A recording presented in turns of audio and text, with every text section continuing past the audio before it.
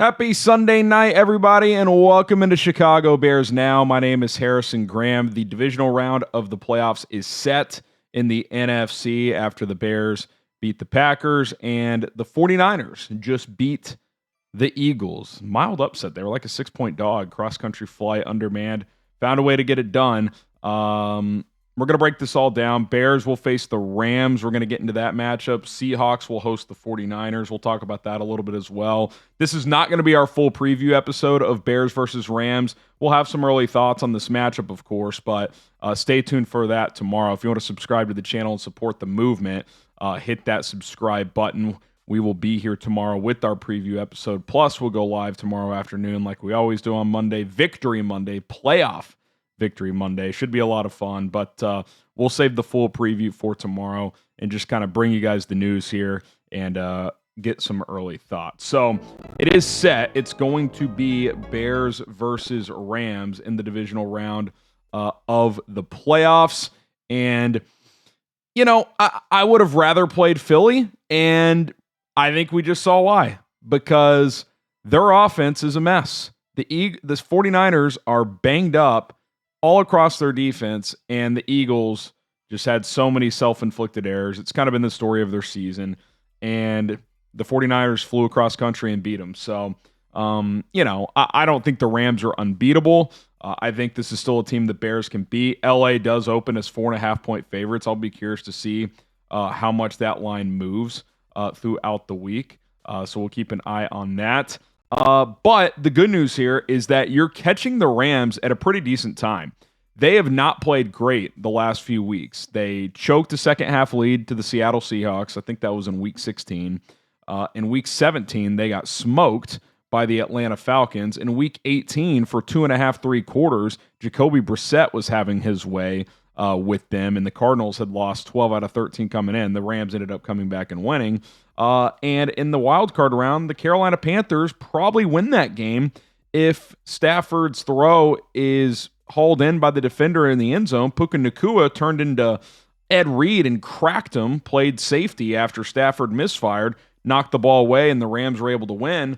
So you're catching these guys at a good time. Now, that being said, I do think it's going to be a challenge. Now, it's the playoffs. Every game's a challenge. If you weren't going to play the Rams now, you might have played them next week had you won. So, it is what it is. I don't know if there's some massive difference on who the Bears were going to face. The good news is you get them at home. Like I said, you're catching these guys at a pretty decent time with the way they've been playing as of late.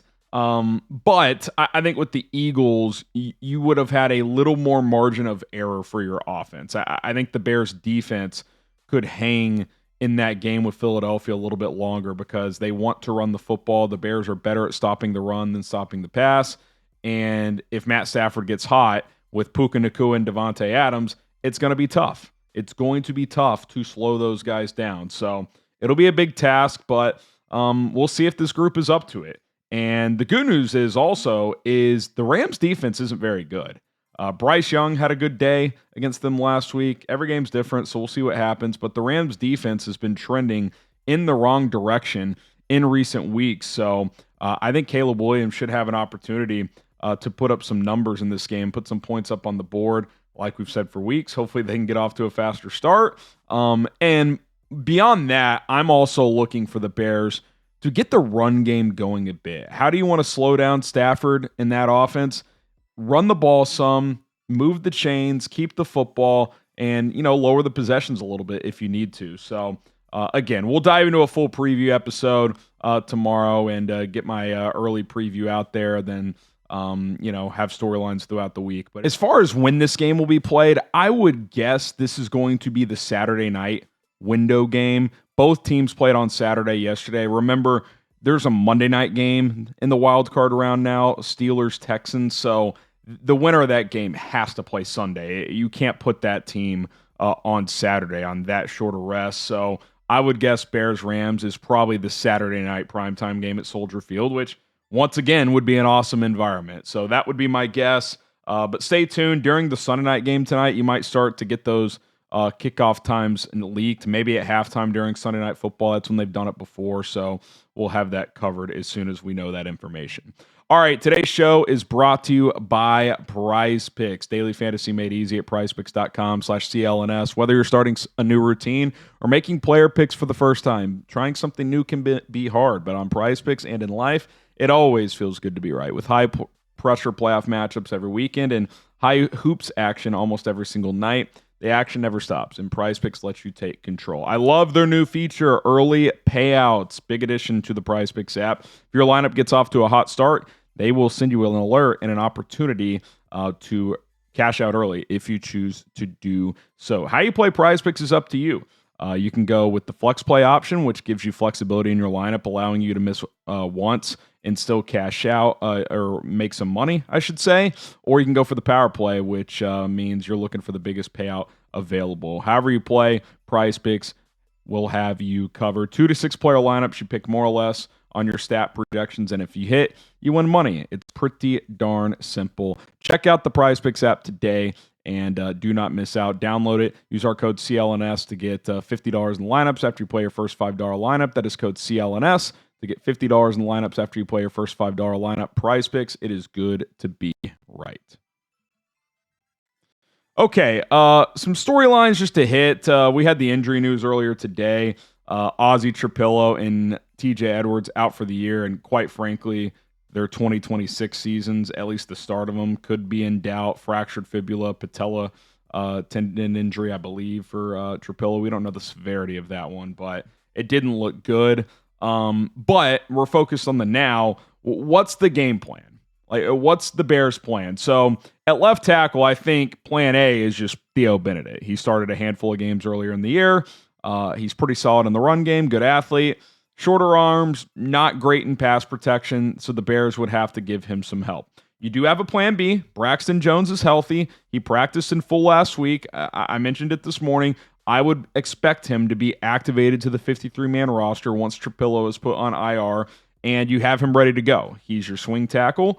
But if Theo were to really struggle, you could put Braxton in the game, a guy who has started over 40 games at left tackle for the Chicago Bears. So it's nice to have an experienced option back and available in a situation like this. As far as linebacker goes, Tremaine Edmonds is your primary starter. DeMarco Jackson is your TJ Edwards replacement. And then I think Jalen Reeves-Maybin is probably your third guy. He got some snaps last night. Remember, it's not just TJ Edwards. Noah Sewell is also out for the season. So I would imagine Jalen Reeves-Maybin is your 3. Eamon Ogbongbemiga is your 4. And then will Ruben Hippolyte be active? He might have to out of necessity. I don't think they clearly don't want to put him in the game because he's been a healthy scratch for weeks now. But he would be like your emergency option as your 5th linebacker at this point. They may have to sign someone to the practice squad, so we'll see what happens there. Okay, the other NFC matchup, the Seahawks will host the 49ers next weekend. Third time they'll play this year. They split the regular season series. The 49ers won in week 1. The Seahawks won in week 18. And 2 weeks later, they will play. I got to think losing George Kittle, it's one thing to rally the troops and win this game today against the Eagles, a struggling offense. But the Seahawks, we saw it 2 weeks ago with last week with George Kittle. The Niners put up 3 points. It's going to be very difficult for them to score in that game. And, I know Seattle only put up 13, but this Niners defense, and I give Robert Saleh a lot of credit. He is coaching. He's doing an unbelievable coaching job, and so is Kyle Shanahan. But if Sam Darnold is just average and takes care of the ball, I just think Mike McDonald can ride that defense, and something similar could happen. They can win 17-10, 20-10, 16-7. I just think it's going to be tough for San Francisco to score. I think if you're the Niners, it's like, can we score 17 points? Can we score 20 points without Kittle? That's a tough task. Now it's the playoffs. Could Seattle get tight coming off the bye week? Sam Darnold has only played 1 playoff game. A lot of these Niners players have played a lot. Purdy, McCaffrey, Trent Williams, they've been through these battles. So I wouldn't completely dismiss the possibility. Also, Trent Williams did not play in the Week 18 matchup. So that is a difference in this game compared to the first one. So we'll certainly see how it goes. Obviously, if the Seahawks win, if the Bears take care of business, if they beat the Rams, then the Bears would go to Seattle for the NFC Championship game.